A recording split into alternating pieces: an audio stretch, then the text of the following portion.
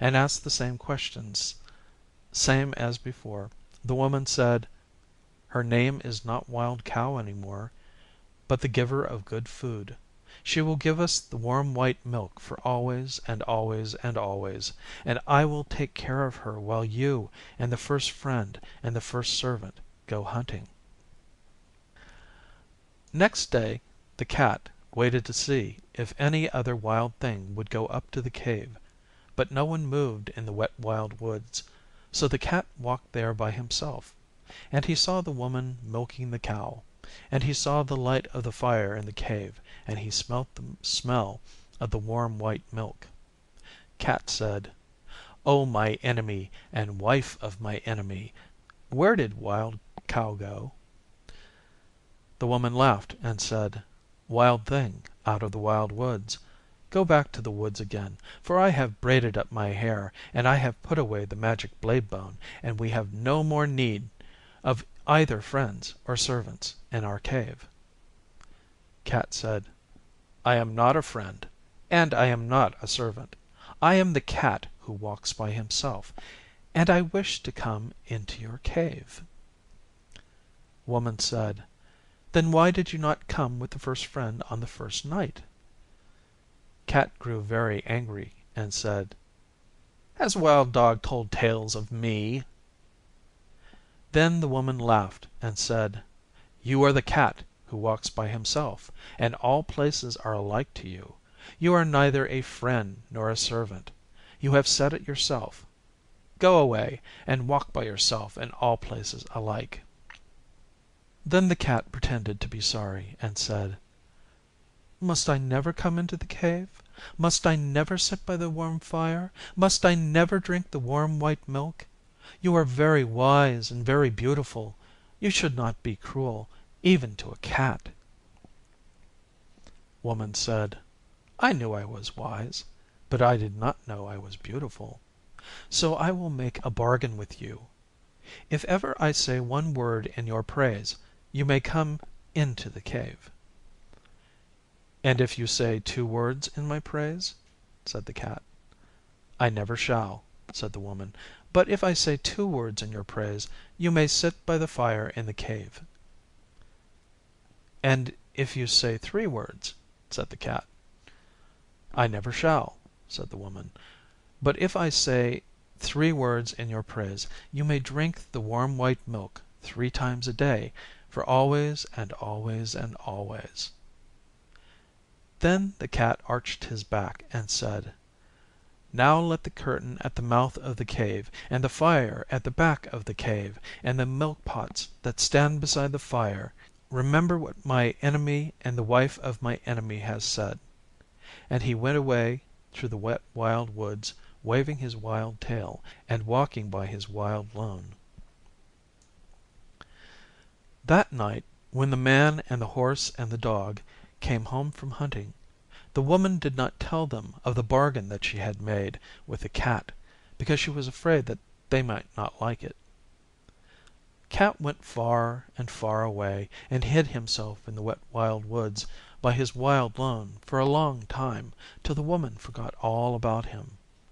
Only the Bat, the little upside down bat, that hung inside the cave, knew where Cat lived, and every evening Bat would fly to Cat with news of what was happening.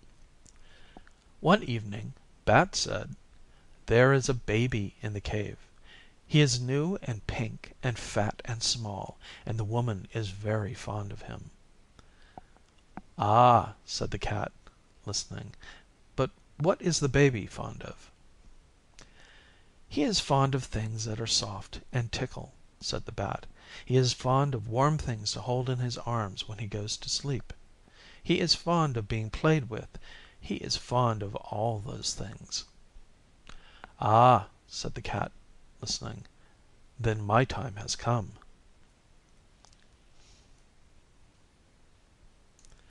Next night Cat walked through the Wet Wild Woods, and hid very near the cave till morning time, and man and dog and horse went hunting. The woman was busy cooking that morning, and the baby cried and interrupted.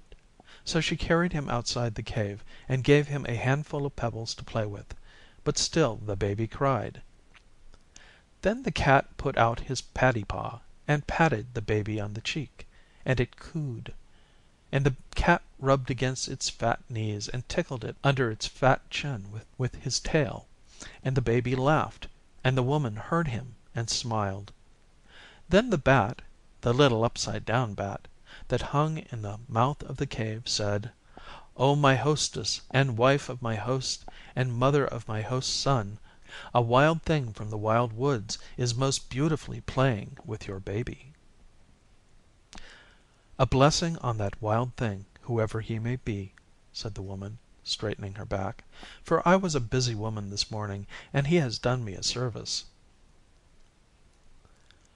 That very minute and second, Best Beloved, the dried horse skin curtain that was stretched tail down at the mouth of the cave fell down, whoosh, because it remembered the bargain she had made with the cat, and when the woman went to pick it up, lo and behold, the cat was sitting quite comfy inside the cave. "Oh, my enemy and wife of my enemy and mother of my enemy," said the cat, "it is I, for you have spoken a word in my praise, and now I can sit within the cave for always and always and always. But still I am the cat who walks by himself, and all places are all alike to me." The woman was very angry, and shut her lips tight, and took up her spinning wheel and began to spin. But the baby cried because the cat had gone away, and the woman could not hush it, for it struggled and kicked and grew black in the face. "Oh, my enemy and wife of my enemy and mother of my enemy," said the cat, "take a strand of the wire that you are spinning and tie it to your spinning whorl and drag it along the floor, and I will show you a magic that shall make your baby laugh as loudly as he is now crying." "I will do so," said the woman, "because I am at wit's end, but I will not thank you for it."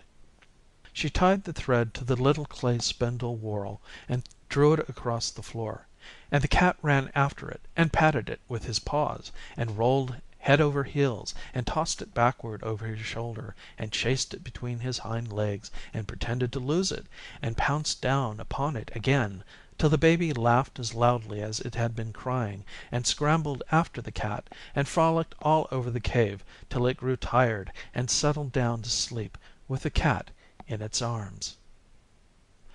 "Now," said the cat, "I will sing the baby a song that shall keep him asleep for an hour," and he began to purr, loud and low, low and loud, till the baby fell fast asleep. The woman smiled as she looked down upon the two of them, and said, "That was wonderfully done. No question but you are very clever, O cat." That very minute and second, Best Beloved, the smoke of the fire at the back of the cave came down in clouds from the roof, puff, because it remembered the bargain she had made with the cat, and when it had cleared away, lo and behold, the cat was sitting quite comfy close to the fire. "O my enemy and wife of my enemy and mother of my enemy," said the cat, "it is I, for you have spoken a second word in my praise, and now I can sit by the warm fire at the back of the cave for always and always and always. But still I am the cat who walks by himself, and all places are all alike to me."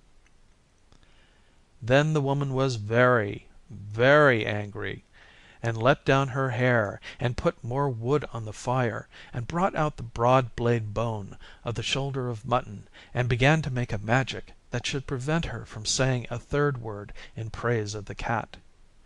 It was not a singing magic, Best Beloved, it was a still magic, and by the cave grew so still that a little wee mouse crept out of a corner and ran across the floor. "O my enemy and wife of my enemy and mother of my enemy," said the cat, "is that little mouse part of your magic?" "Oh, gee! No, indeed!" said the woman, and she dropped the blade bone and jumped upon the footstool in front of the fire, and braided up her hair very quick, for fear that the mouse should run